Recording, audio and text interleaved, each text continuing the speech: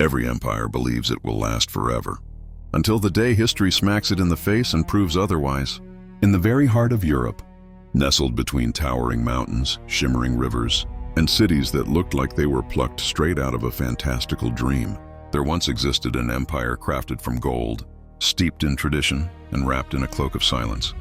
An empire where countless peoples spoke a myriad of languages, prayed to gods of all kinds, yet bowed to a single towering throne, the Austro-Hungarian Empire. And when it finally crumbled, it wasn't just a single nation that vanished into the annals of time.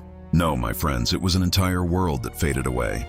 Our tale begins centuries before, with a family that mastered a skill better than any army could ever dream of.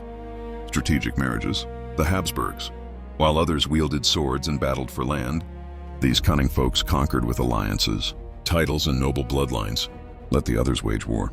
You happy Austria, go and get hitched. And so, little by little, the Habsburgs expanded their influence over Austria, Bohemia, Hungary, and a massive chunk of Central Europe. Vienna transformed into more than just a capital. It became a dazzling symbol of stability, art, and power. But this union, oh boy, it was anything but simple. Unlike other empires throughout history, the Austro-Hungarian one didn't emerge as a neat, tidy nation. Oh no, it was pieced together like a colossal, chaotic jigsaw puzzle. Every territory that was snatched up brought with it a unique people, a distinct language, a fiercely proud identity. Germans mingled with Hungarians, Czechs rubbed shoulders with Slovaks, Croats shared taverns with Serbs, Romanians, Poles, Italians, you name it, all under one vast empire. But not everyone shared the same vision. In the streets, you could hear a symphony of languages. In the barracks, soldiers fought side by side with comrades they could barely understand. And while Vienna attempted to rule this wild tapestry from on high, a quiet, simmering desire for autonomy was brewing beneath the surface. The empire appeared grand and magnificent, but its foundation? Oh, it was as fragile as a house of cards in a windstorm. By the 19th century, the pressure cooker was ready to blow. Internal revolts, political crises, military defeats. The empire teetered on the brink of collapse. Then, in 1867, a brilliant solution emerged. But it came with a hidden cost. The Austro-Hungarian Compromise. The empire would split into two equal halves, Austria and Hungary. Two governments, two parliaments, two administrations, but just one sovereign, Emperor Franz Joseph I. This agreement brought a fleeting sense of stability, but it also highlighted a perilous truth. Other nations realized Hungary had snagged more power, and they had not. Resentment merely morphed into a different shape. Despite the rising tensions, this era was a cultural explosion. Vienna blossomed into one of the world's most sophisticated cities. Packed opera houses, golden salons, waltzes echoing through the night like a heartbeat. It was the age of Strauss, of Freud, of art, music, and modern thought. But this elegance masked a disquieting reality. While the elite twirled and danced, the world outside was shifting at breakneck speed. New powers were rising. Fresh ideas were gaining traction. And the empire was aging, bound by traditions, protocols, and rigid hierarchies.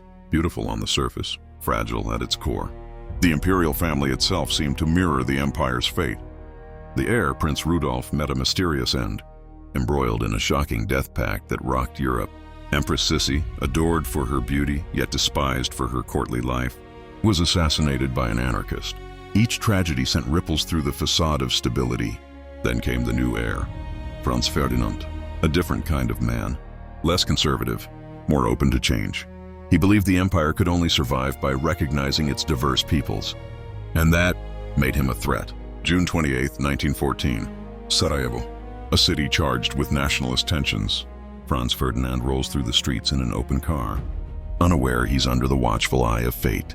Then, the shots ring out. 2 gunshots. The heir and his wife fall.